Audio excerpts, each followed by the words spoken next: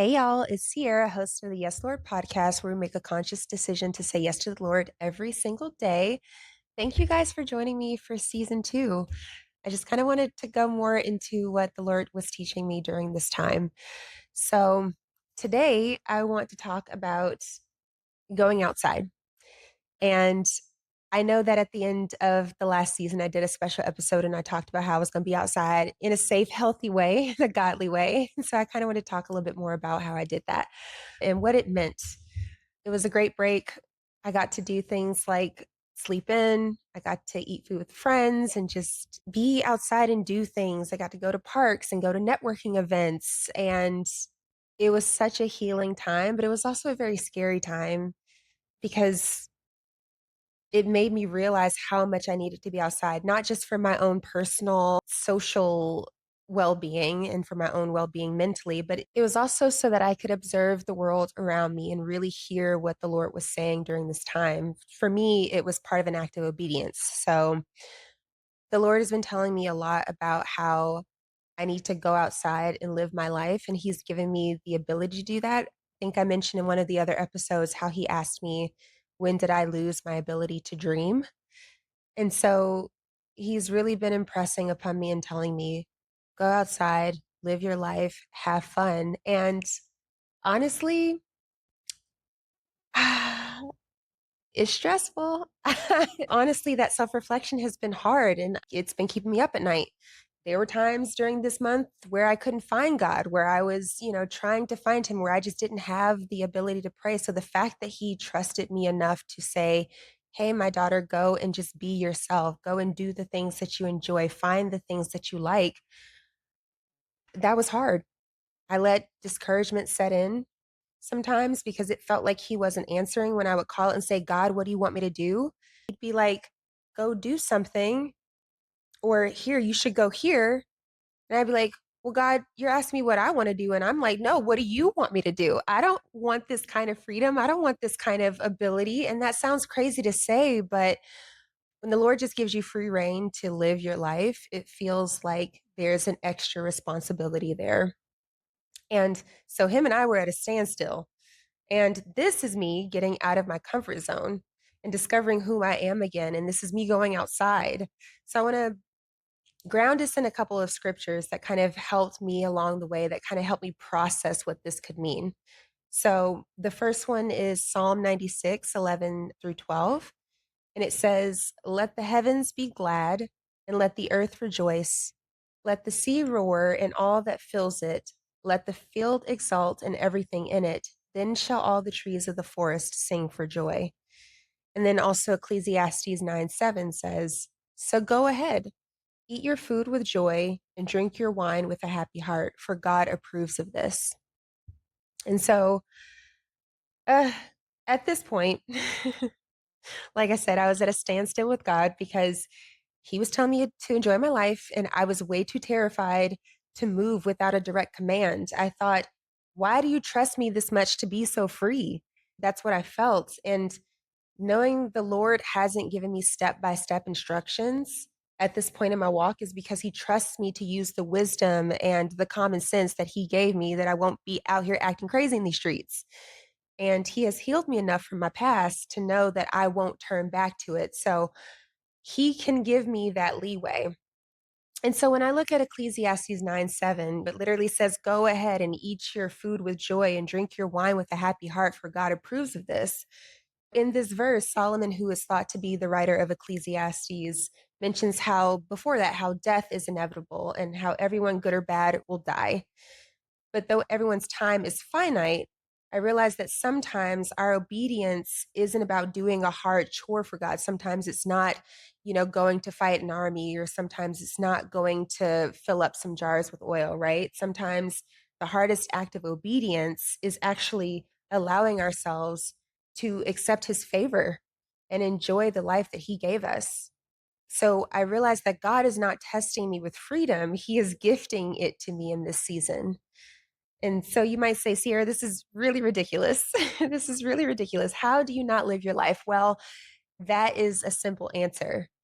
When you are someone who has dealt with depression for a really long time, it skews your mind.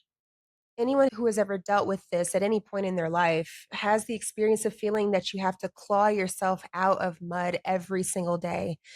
Bathing is hard, going outside is hard, getting out of bed is hard. Everything feels difficult and not worth the effort. And it's not like you have the energy anyway to do anything because you just feel so tired and so burnt out. Your mind is constantly racing that even if you're not physically tired, which depression does cause, you're mentally tired because you're thinking of all the ways that you should be doing something or the things that you have to do that you're not doing. So it's a vicious cycle of I want to be better, but I don't know how to be better.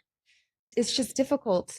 And the doctors will tell you that you're never going to heal from this. And then you start to believe that. You start to internalize those word curses against your life.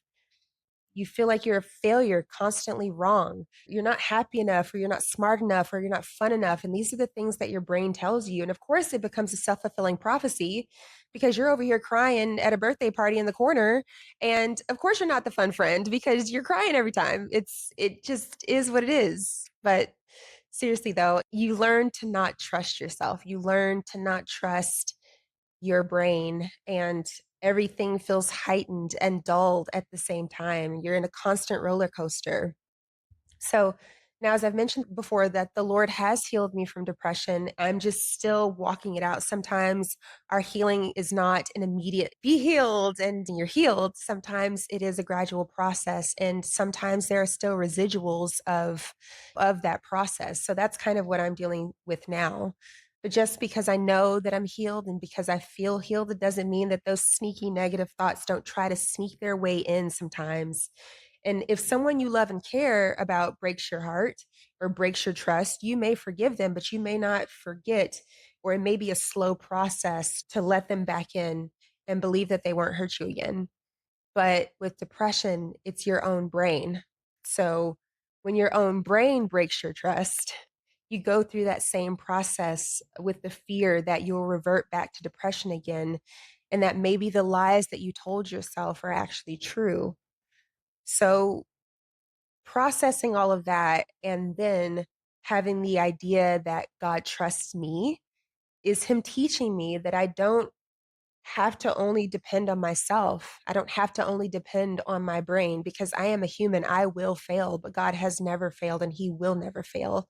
So, in reality, this whole thing is teaching me to really depend on Him, that his grace is sufficient, that if I go over here, I am not outside of the bounds of his love and his grace and his mercy and his protection. Trusting that he'll stop me before I go too far, and trusting that the things that I'm doing, because he knows that ultimately it's to please him and because my heart is good with him, that he can let me go and do things. One of the things I've learned is that when you have ideas and your heart is centered around God, those ideas, that vision comes from him. It's not coming from your own mind as much as you'd like to think, oh, I have this dream. It's God placed it there. So if he placed it there, he can trust you to live it out. And so I want to also go back to that second verse, Psalm 96, 11, 12, which says, the heavens were glad and that the earth rejoiced and that the sea roared and all that filled it and the fields exulted and everything in it.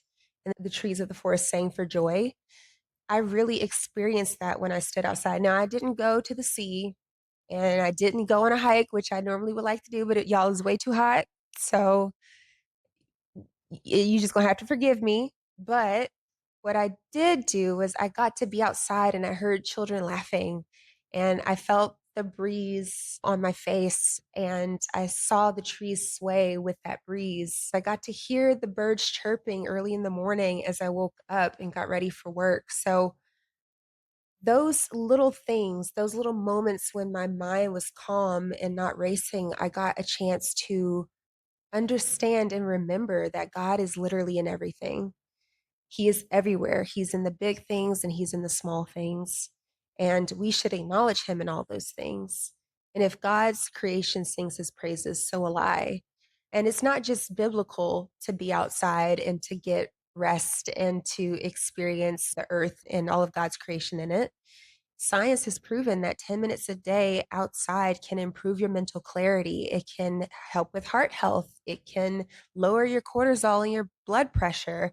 Like these are physiological, biological things that happen in your body that God created your body to respond to was his presence in creation. So clearing your mind in a lot of ways is crucial for hearing God and what he wants you to do. Now, I didn't do enough of that on my break, I will say, because and now that my schedule is picking back up, I know it'll be even harder, but I really am going to challenge myself to take the time and the effort to really just find more of those moments in my life, even if it is literally just standing outside. I may look crazy in my neighborhood. It's not like really a stand outside neighborhood, but I just stand outside and just soak in the sun. Even just getting vitamin D like helps with mood. It really does. So when my mind decides, or when your mind decides that it might want to go to beating yourself up because you wanted to sleep in or because you wanted to enjoy that dessert or whatever it is, just know that God has already approved of your eating and drinking in moderation. Of course, we don't want to be gluttonous, but we do want to enjoy those small moments. We do want to enjoy that time because life piles up, life gets hard. There's so much going on in the world, there's so much going on even in our own minds. So I will challenge you to take some time to just enjoy those small things, live your life, go outside, feel the sun on your face, feel the wind in your hair. And if you're bald, feel the wind on your scalp. It's great, it's good. Do whatever you feel. And just know that God approves of your breaks and of your downtimes. And with that being said, I'll leave it there. Pray for me. I'll always be praying for you guys, and I'll talk to you in the next episode. Bye.